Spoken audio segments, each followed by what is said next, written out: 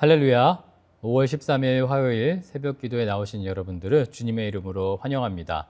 먼저 우리의 신앙을 함께 고백하며 예배의 자리로 나아가겠습니다. 나는 전능하신 아버지 하나님 천지의 창조주를 믿습니다. 나는 그의 유일하신 아들 우리 주 예수 그리스도를 믿습니다. 그는 성령으로 잉태되어 동정녀 마리아에게서 나시고 본디오 빌라도에게 고난을 받아 십자가에 못 박혀 죽으시고 장사된 지 사흘 만에 죽은 자 가운데서 다시 살아나셨으며 하늘에 오르시어 전능하신 아버지 하나님 우편에 앉아 계시다가 거기로부터 살아있는 자와 죽은 자를 심판하러 오십니다.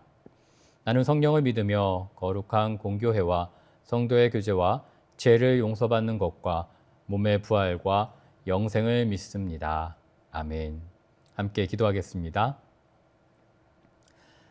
살아계신 하나님 아버지 감사합니다. 오늘도 이렇게 우리에게 생명을 허락하여 주셔서 우리의 삶을 살아갈 수 있도록 선물을 주심에 감사드립니다.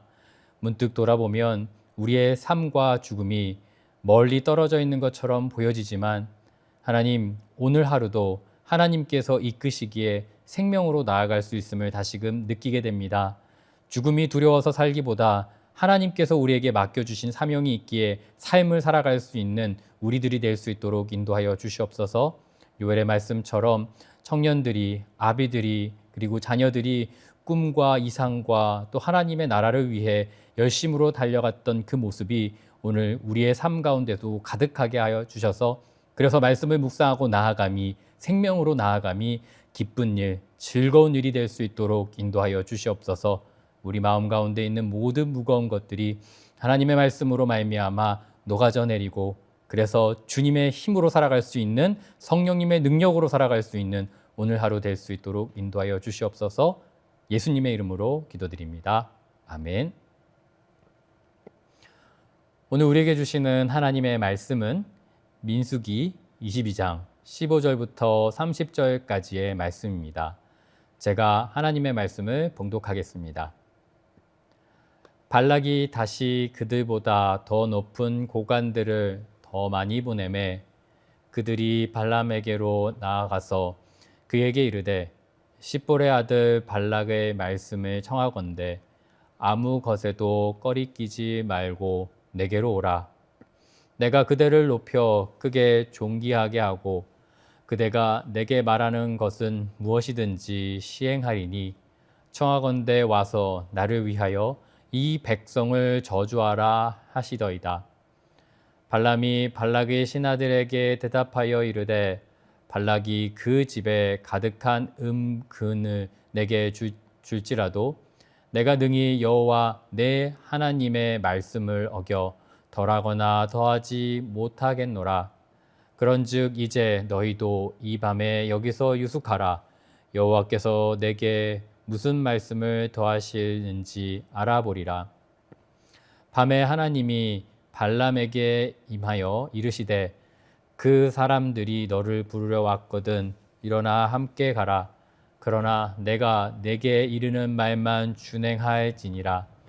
발람이 아침에 일어나서 자기 나귀의 안장을 지우고 모압 고관들과 함께 가니 그가 감으로 말미암아 하나님이 진노하심으로 여호와의 사자가 그를 막으려고 길에 서니라.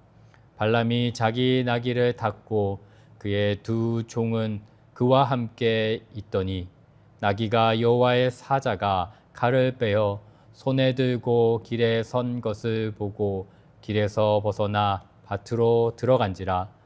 발람이 나귀를 길로 돌이키려고 채찍질하니 여호와의 사자는 포도원 사이 좁은 길에 섰고 좌우에는 담이 있더라. 나귀가 여호와의 사자를 보고 몸을 담에 대고 발람의 발에 그 담에 짓누름에 발람이 다시 채찍질하니 여호와의 사자가 더 나아가서 좌우로 피할 데 없는 좁은 곳에 선지라. 나귀가 여호와의 사자를 보고 발람 밑에 엎드리니 발람이 노하여 자기 지팡이로 나귀를 때리는지라. 여호와께서 나귀 입을 여시니 발람에게 이르되 나는 내가 당신에게 무엇을 하였기에 나를 이같이 3번을 때리느냐? 발람이 나귀에게 말하되 내가 나를 거역하기 때문이니 내 손에 칼이 있었더면 곧 너를 죽였으리라. 나귀가 발람에게 이르되 나는 당신이 오늘까지 당신의 일생 동안 탄 나귀가 아니냐? 내가 언제 당신에게 이같이 하는 버릇이 있었더냐? 그가 말하되 없었느니라. 이것은 하나님의 말씀입니다. 사랑하는 성도 여러분, 오늘 우리는 하나님께서 때로는 나귀를 통해 말씀하신다라는 놀라운 사건을 본문에서 마주하게 됩니다. 말할 수 없는 짐승이 사람의 언어로 입을 열고 그 입술을 통해 하나님의 뜻을 전한다라고 적혀져 있습니다. 이 장면은 단지 호기심 가득한 성경의 이야기로 끝나는 것이 아니라 오늘 우리에게 여전히 깊은 묵상을 허락하십니다. 발람, 그는 하나님의 이름을 알았고 그분의 뜻을 따르려 했던 자였습니다. 이방 선지자였지만 여호와의 이름을 알았고 이스라엘의 광야 행진에 담긴 하나님의 위엄을 느꼈던 자입니다. 그러나 그는 끝까지 하나님의 뜻을 따르지 못했지요. 이유는 분명했습니다. 바로 욕심이 그의 중심을 흔들었기 때문입니다. 신약성경 베드로후서 2장 15절에는 사도 베드로가 이렇게 이야기합니다. 자기의 불법으로 말미암아 책망을 받되 말하지 못하는 나귀가 사람의 소리로 말하여 이 선지자의 미친 행동을 저지하였느니라. 그렇습니다. 발람은 하나님의 선지자였지만 하나님이 명확하게 말씀하셨음에도 불구하고 저주라는 유혹 앞에 흔들리게 되는 모습을 보여줍니다. 처음에는 단호하게 거절했습니다. 하지만 다시 온 고관들, 그들이 전하는 달콤한 이야기, 음과 근을 대접하겠다라는 발락의 제안 앞에 마음이 흔들렸습니다. 발람은 발락을 거절하지 않았고 계속 여지를 두며 함께했던 것입니다. 그는 말하였습니다. 여호와께 물어보겠습니다. 하지만 사랑하는 여러분, 이미 하나님은 가지 말라고 분명히 이르셨습니다. 그럼에도 불구하고 다시 묻는다는 것은 하나님의 뜻을 바꾸고 싶다라는 그런 열려있는 마음이 아닌가 생각해 보게 됩니다. 하나님께 묻는 척하지만 사실은 자기의 뜻을 하나님의 이름으로 정당화하려고 노력하는 그런 모습이 아닌가 생각하게 되었습니다. 우리는 여기서 우리의 자신을 보게 되지요. 우리는 하나님의 뜻을 알면서도 때때로 상황이 좋아 보이면 다시 기도해 보겠습니다 라고 말하고 있지는 않습니까? 그 마음속에 깊은 곳을 들여다보면 하나님의 뜻을 바꾸려 하는 자기 욕심으로 합리화하려는 그런 욕망이 숨어 있지 않는가 돌아봐야 합니다. 하나님은 그를 그냥 내버려 두지 않으셨습니다. 그가 길을 나서자 하나님께서는 그 길에서 여호와의 사자를 보내셨습니다. 그 사자는 칼을 빼어들고 그 앞에 서 있었고 이는 발람이 보지 못하였습니다. 그러나 그가 타고 있던 나귀는 보았지요. 나귀가 멈추고 피하고 결국 넘어지기까지 하자 발람은 화가 나서 나귀를 3차례 때리게 되지요. 그러자 그 나귀가 이야기했습니다. 내가 당신에게 무엇을 했기에 나를 이같이 3번이나 때리십니까? 그 순간 하나님께서는 발람의 눈을 여시고 여호와의 사자가 칼을 들고 서 있는 장면을 보게 하십니다. 그때서야 그는 깨닫게 되지요. 자신이 가는 길이 하나님의 마음에 합당하지 않다라는 것을. 하나님은 우리에게 말씀하십니다. 사람이 듣지 않으면 나귀를 통해서라도 말씀하셨습니다. 성경을 보십시오. 예수님은 돌들이라도 소리칠 것이다 말씀하셨습니다. 엘리야 선지자를 위하여 까마귀를 보내시어 위로하게 하셨고 먹이셨습니다. 사도 바울은 로마서에서 자연 속에서 드러나는 하나님의 영광이 찬송으로 나타난다. 그것이 하나님의 계시다라고 얘기했습니다. 그 자연을 넘어 하나님께서는 당신이 사랑하는 자들에게 더 깊은 말씀, 이를 위해 특별 계시 은혜를 허락해 주셨습니다. 이 특별 계시는 사건을 통해, 사물을 통해, 사람을 통해 말씀하시고 오늘날에는 무엇보다도 중요한 성경의 기준으로 우리에게 말씀하십니다. 또한 오늘 본문에서는 여호와의 사자를 등장시키십니다. 이것은 단순한 메시지가 아닙니다. 하나님의 사자는 결정적인 순간에 등장하였고 하나님의 개입을 상징합니다. 우리의 길을 돌아서기 위한 하나님의 열심이라고 할 수 있을 것입니다. 구약에서는 아브라함이 이삭을 바칠 때 여호와의 사자가 나타나 막았습니다. 신약에서도 예수님이 탄생하시는 사건 앞에서 주의 사자가 등장하였습니다. 하나님께서는 적극적으로 개입하셨습니다. 오늘 본문은 발람의 사건을 통해 하나님이 누구이신가를 읽는 자들에게 다시금 보여주십니다. 이스라엘은 죄를 지을 때마다 하나님의 징계 가운데 있었습니다. 그러나 외부의 저주는 철저하게 하나님께서 막으셨다라는 것을 보여주십니다. 이스라엘 백성들이 모르는 순간에도, 인지하지 못하는 순간에도 하나님께서는 막아주셨던 것입니다. 그들은 이전 장에서 계속 불평했고 원망했고 심지어 우상을 섬기기까지 하였습니다.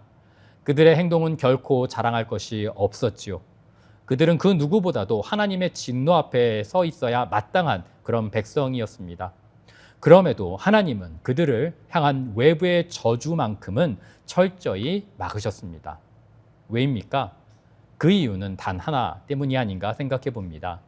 하나님께서 택한 백성이기 때문이죠. 하나님께서 그들과 언약을 맺으셨기 때문입니다. 하나님께서는 그들에게 내 이름을 두겠다라고 말씀하셨지요. 성경을 거슬러 올라가 살펴보면 하나님은 아브라함에게 이렇게 말씀하셨습니다. 창세기 12장 3절의 말씀입니다. 너를 축복하는 자에게는 내가 복을 내리고 너를 저주하는 자에게는 내가 저주하리니. 이 약속은 단지 아브라함 한 사람에게 주어진 것이 아니죠. 그의 후손 곧 이스라엘 민족에게 그리고 궁극적으로 예수 그리스도를 통한 모든 믿는 자들에게 연결됨을 나타내고 있습니다. 따라서 하나님의 백성을 향한 저주는 결국 하나님을 거스리는 일이었습니다. 발람은 하나님의 백성을 저주하였던 것이었죠. 그 유혹 앞에서 머뭇거렸지만 그리고 실패했을런지 모르지만 결국 하나님께서는 이를 막아주셨습니다. 하나님은 그런 그를 끝까지 경고하시고 나귀를 막으시며 그리고 여호와의 사자를 보내시어 막으셨던 것이지요. 성도 여러분, 우리는 자주 발람처럼 흔들립니다. 때로는 하나님이 주신 사역에서조차 수단으로 이용하려고 하고 또 욕심으로 이를 거스를 때가 있지 않은가 돌아보게 됩니다. 이 일을 하면 혹 나에게 어떤 유익이 있지 않을까? 이 사역을 하면 인정받지 않을까라는 마음으로부터 시작해서 하나님의 뜻을 일부러 멀리하는 모습도 보여지지 않는가 생각해 보게 됩니다. 복이 될 것인가, 저주가 될 것인가, 이 기준은 내게 있는 것이 아니라 하나님께서 우리와 맺으신 언약에 있다라는 것, 그리고 하나님의 일은 하나님의 열심으로 이루어 가신다라는 것을 분명히 아는 저와 여러분이 되기를 소원합니다. 그래서 하나님의 길을 온전히 걸어가는 우리들이 되기를 소원합니다. 사랑하는 여러분, 혹시 지금 우리들이 발람의 길에 있지는 않은가 돌아보길 소원합니다. 하나님께서는 분명 멈추라고 하신 말씀이 있었을 것입니다. 이 길이 하나님의 뜻인가 아닌가는 우리에게 분명히 보여질 것입니다. 그러나 우리 양심으로 우리의 마음 가운데 우리의 어떤 정당화도 거부하시는 하나님의 열심으로 평가받는, 그래서 우리의 길이 아니라 하나님의 길을 선택하는 우리 모두가 되기를 소원합니다. 사람의 입술을 통해, 성경 말씀을 통해, 그리고 삶의 여러 가지 사건을 통해 우리의 발걸음을 인도하시는 하나님께 돌아갑시다. 하나님은 우리가 미워서가 아니라 사랑하시기 때문에 우리를 파면의 길에서 멀리하시며 그저 두지 않으시고 끝까지 함께하심을 기억합시다. 하나님의 말씀이 내 마음이 찌를 때 멈출 줄 아는 우리들이 되어 형식적인 그런 축복의 모습이 아니라 마음과 뜻을 다해 축복하며 하나님의 뜻을 향해 달려갈 수 있는 우리들이 될 수 있기를 소원합니다. 함께 기도하겠습니다. 살아계신 하나님 아버지, 발람의 사건을 통하여 하나님께서 우리가 인정하지 않을 때도, 우리가 모를 때에도 막고 계시고 또 우리를 순종한 길로 인도하심을 보게 됩니다. 이스라엘 백성들을 그렇게 주장하여 주셨고 지켜주셨음이 바로 우리에게 큰 위로와 또 능력이 된다라는 것을 다시금 깨닫습니다. 하나님, 우리와 함께하여 주시고 우리도 겸손한 마음으로 주님과 동행할 수 있도록 인도하여 주시옵소서. 그래서 하나님의 뜻을 온전히 이루어가는 언약을 가진 백성들이 될 수 있도록 인도하여 주시옵소서. 우리의 삶에 또 오늘 하루의 삶 가운데 크고 작은 문제들이 우리 앞에 놓여져 있습니다. 두려운 마음이 있고 또 그것을 회피하고 싶은 마음들이 있지만 한 걸음 한 걸음씩 하나님께서 바라보시는 곳을 향해 힘차게 나아갈 수 있는 우리들이 될 수 있도록 인도하여 주시옵소서.